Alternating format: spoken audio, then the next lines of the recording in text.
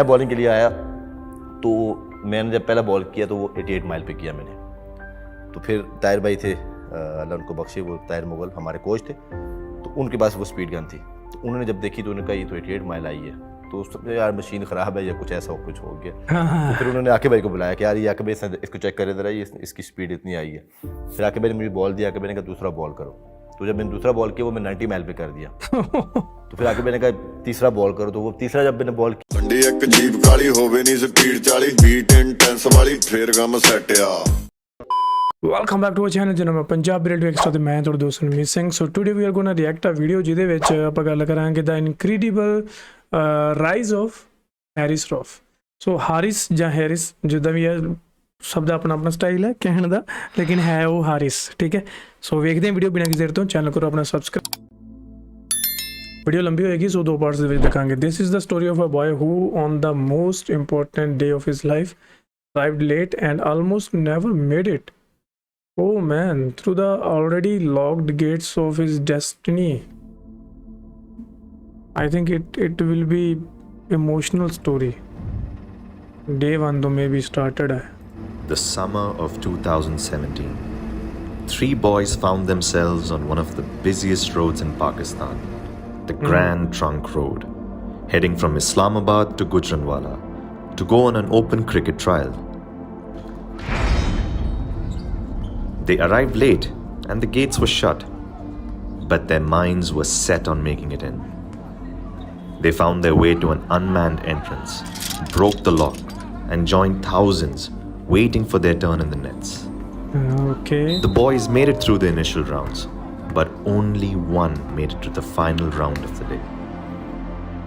अभी भी याद है गुजरांवाला हमारे ट्रायल्स थे, तो मुझे आवाज़ आई ताहिर मुगल, अनफॉर्चुनेटली वो अब इस दुनिया में नहीं रहे, वो हमारे कोच थे, तो उनके पास स्पीड गन थी। तो उन्होंने मुझे आवाज़ दिया कि भाई इधर आए। तो मैं गया, कहता क्या, उसने मुझे दिखाया स्पीड गन पे 92 पॉइंट समथिंग। मैं खुश, ये कौन है? अच्छा 92 पॉइंट समथिंग उदों स्पीड रेट कितने हम दिखाई एंड हुण 150 played with the cricket ball. His success would have meant that we have literally picked a player from the street and made him a superstar. Coming from nowhere and getting so much success in such a short time, I think it's amazing. Wow. I think this documentary will be मैं जिस mindset से खेलता हूँ वो एक ही mindset है as a fast bowler मेरे mind में, कि आपका एटीट्यूड और आपका एग्रेशन ये आपके लिए बहुत इंपॉर्टेंट है एज अ फास्ट बॉलर। तो आपके अंदर attitude as a fast bowling का नहीं है और आपके अंदर एज एग्रेशन नहीं है फास्ट बॉलर का, तो आपके फास्ट बॉलर मत बनो। ਜਿੱਥੇ ਇੰਡੀਆ ਪਾਕਿਸਤਾਨ ਹਮੇਸ਼ਾ ਮੈਚਸ ਦੇ ਦੌਰਾਨ ਇੱਕ ਦੂਜੇ ਨੂੰ ਪੱਪੀਆਂ ਜੱਫੀਆਂ ਕਰਦੇ ਹੁੰਦੇ ਆ, ਉੱਥੇ ਇੱਕ ਹਾਰਿਸ ਰੌਫ ਹੁੰਦਾ ਇੱਕ ਜਿਹੜਾ ਐਗਰੈਸਿਵ ਰਹਿੰਦਾ। ਜਦੋਂ ਇਹਨੇ ਪਿਛਲੀ ਵਾਰੀ ਆਈ ਥਿੰਕ ਸ਼ੁਭਮਨ ਗਿੱਲ ਨੂੰ ਆਊਟ ਕੀਤਾ ਸੀ, ਉਦੋਂ ਬਾਈ ਦਾ ਐਗਰੈਸ਼ਨ ਦੇਖਣ ਵਾਲਾ ਸੀ। This is the story of Haris Rauf. 0 to 150 graphics canned बनाया यार जिन्होंने भी ये वीडियो बनाई है, बहुत सुपर बनाई है। रावलपिंडी तो है, वाह पिंडी वो है।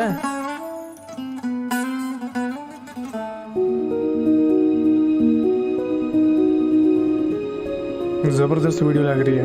ਐਂਡ ਤੱਕ ਦੇਖਿਓ, ਸਕਿਪ ਨਾ ਕਰਿਓ। ਐਂਡ ਦੋ ਪਾਰਟਸ ਦੇ ਵਿੱਚ ਆਏਗੀ ਹੈ ਕਿਉਂਕਿ ਬਹੁਤ ਵੱਡੀ ਹੈ।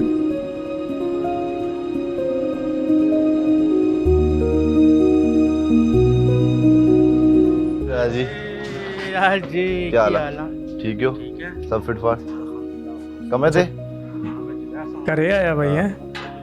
अच्छा, और सब ठीक ठाक?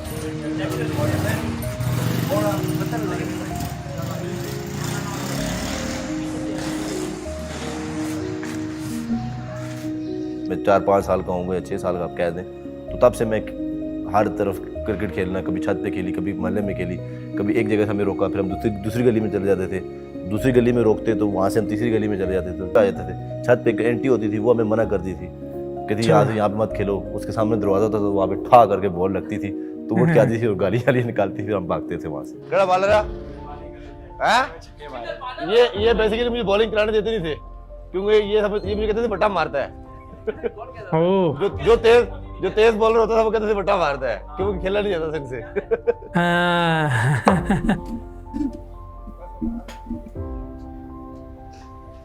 ये फिर ये होता था, अगर कोई मोटरसाइकिल वगैरह कोई साइकिल गुजरती थी या कोई बंदा गुजरता था तो उसको रास्ता देना पड़ता था। टाइम लगता है यहाँ पे थोड़ा सा। क्या बात है, ਇਹ ਉਹ ਗਲੀਆਂ ਜਿੱਥੇ ਬਈ ਛੋਟਾ ਹੁੰਦਾ ਖੇਡਦਾ ਸੀ। बिजू गई गली बॉय आउट कर रहे हैं भाई ने। क्रिकेट के लिए मैंने बहुत मारे खाई हैं कि मेरे अब्बू ने मुझे दिन में कोई 3 दफ़ा मारा है क्रिकेट पे, पर मैं फिर भी एक दफ़ा मार खाई है। थोड़ा टाइम मिला मैं फिर क्रिकेट खेलने चला गया हूँ। क्या तो बात मेरे जो सामान वगैरह जो भी कोई ट्राउजर वगैरह शूज़ वगैरह वो मेरे दोस्त के घर होते थे, मेरे घर में नहीं होते थे। तो मैं घर से ज़्यादा गेटअप चेंज करके जाता था कि पढ़ने के लिए जा रहा हूँ, और जाता था वहाँ पे गराज पे, वो कपड़े चेंज किए, शूज़ पहने, वहाँ से गया सीधा ग्राउंड में मैच वगैरह खेले, वापस आया, गेटअप चेंज किया, वापस घर चला गया। पर फिर भी अब्बू लोगों को पता लग जाता यार ये किधर घूम फिर रहा है, कहाँ पे वारागर्दियाँ कर रहा है, उस पर भी मुझे मार पड़नी होती थी। हमें पता था कि ये हारिस क्रिकेट की शौक तो रखता है, मगर हमने इसको इजाज़त नहीं दी थी खेलने की। कोशिश हमारी पढ़ाई की तरफ ज़्यादा थी। ਇਹ ਨਾ ਇੱਕ ਟਿਪੀਕਲ ਇੱਕ ਪਤਾ ਨਹੀਂ ਕੀ ਹੈ, ਮਤਲਬ ਲੋਕਾਂ ਦਾ ਮਾਈਂਡਸੈਟ ਹੀ ਬਣਿਆ ਹੋਇਆ ਕਿ ਪੜ੍ਹਾਈ ਪੜ੍ਹੋ ਆਪਣੇ ਬੱਚਿਆਂ ਨੂੰ ਹਮੇਸ਼ਾ ਮਤਲਬ ਕਿ ਫੋਰਸ ਕਰਦੇ ਆ ਕਿ ਪੜ੍ਹੋ ਤੇ ਜਦੋਂ ਡਿਗਰੀਆਂ ਲੈ ਲੈਂਦੇ ਆ ਫਿਰ ਕੀ ਹੁੰਦਾ, ਸੋ ਕਾਲ ਡਿਗਰੀਆਂ, ਧਰਨਿਆਂ ਤੇ ਬਹਿੰਦੇ ਆ, ਬੇਰੁਜ਼ਗਾਰ ਹੋ ਗਏ, ਸਾਨੂੰ ਜੌਬ ਦਿਓ ਹੈ। ਬੱਚਿਆਂ ਦੇ ਵਿੱਚ ਸਕਿੱਲਸ ਡਿਵੈਲਪ ਕਰਨੀਆਂ ਚਾਹੀਦੀਆਂ, ਦੇਖੋ ਕਿ ਉਹਦੇ 'ਚ ਇੰਟਰਸਟ ਕਾਹਦਾ, ਬਸ ਉਹੀ ਹੋਵੇ। ਇਹ ਨਹੀਂ ਕਿ ਪੜ੍ਹ ਲਿਖ ਕੇ ਠੀਕ ਹੈ ਪੜ੍ਹਾਈ ਵੀ ਜ਼ਰੂਰੀ ਹੈ, ਪਰ ਉਹ ਕੁਝ ਚੁਣਿੰਦਾ ਲੋਕਾਂ ਦੇ ਲਈ ਹੁੰਦੀ ਹੈ, ਹਰ ਕਿਸੇ ਲਈ ਮਤਲਬ ਸੇਮ ਰੂਲ ਹੈ ਜਿਹੜਾ ਫੋਲੋ ਨਹੀਂ ਹੁੰਦਾ।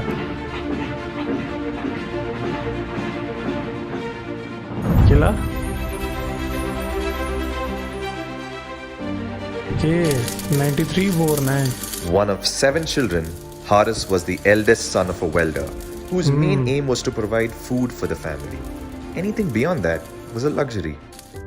Education was considered by the family to be the only route out of the struggle.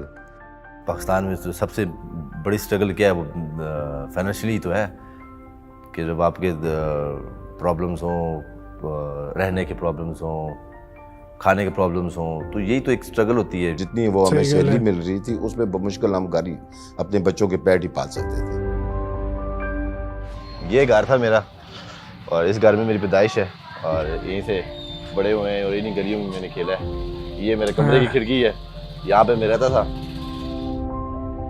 3 चाचू थे और एक हमारे अब्बू थे, तो अब सबकी शादी होनी है, फिर एक घर होना, तो उसमें अब्बू ने एक कमरा हमारे पास बड़ा होता था, तो वो अब्बू के पास होता था।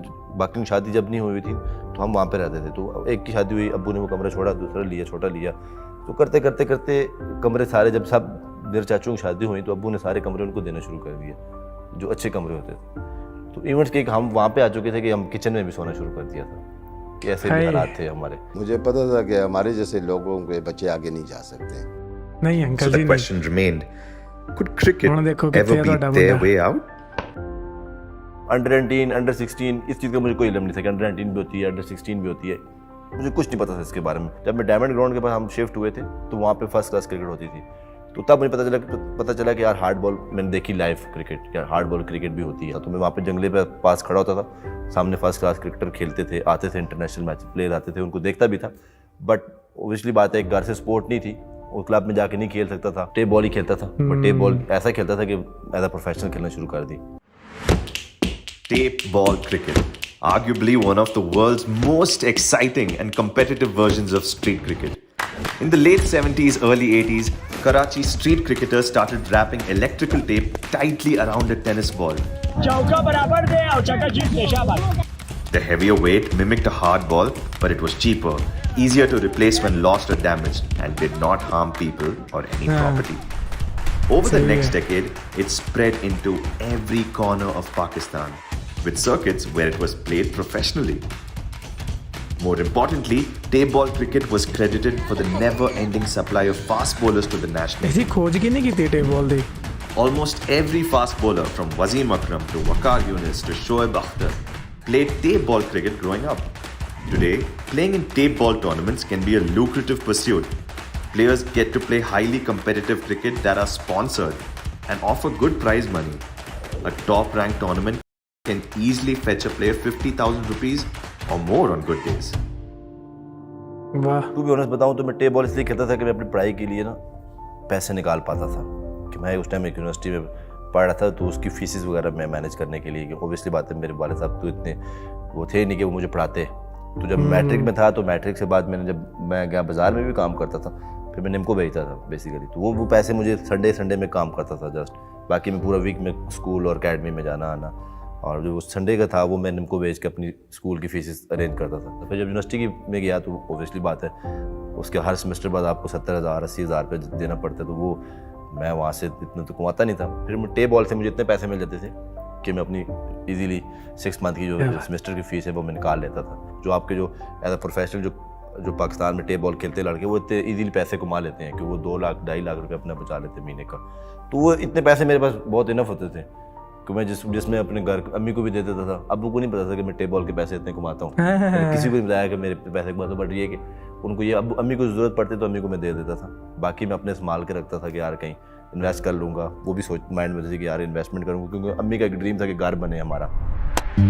क्या बात है। If you want the ਜਿਹੜੇ ਬੱਚੇ ਦੇ ਆਈ ਥਿੰਕ ਇਹੋ ਜਿਹੀ ਡ੍ਰੀਮ ਹੈ ਨਾ, ਛੋਟੇ ਹੁੰਦੇ ਤੋਂ ਇਹੋ ਜਿਹੀ ਸੋਚ ਹੈ, ਉਹ ਆਪਣੀ ਉਮਰ 'ਚ ਇੱਕ ਨਾ ਇੱਕ ਦਿਨ ਪੱਕਾ सक्सेसफुल होएगा। fast bowler who could hit the block hole, ball after ball after ball at high pace, Rauf was your guy.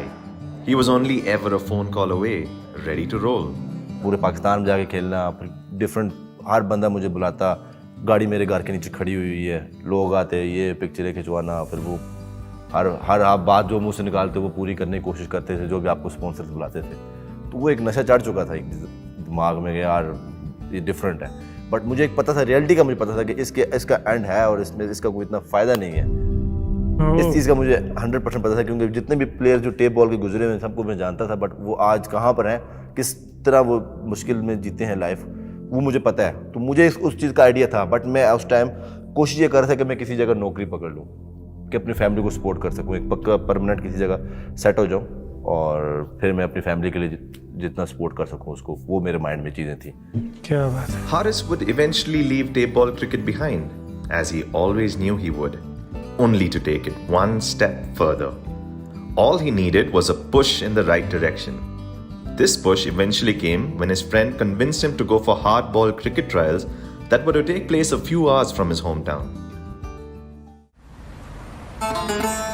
ਘਰ ਤੋਂ ਥੋੜੀ ਦੂਰੀ ਕਹਿੰਦੇ ਉਹ ਟ੍ਰਾਇਲ ਦੇਣਗੇ ਹਾਰਡ ਬੋਲ ਨਾਲ ਗੁਜਰਾਂਵਾਲਾ 2017 ਚ।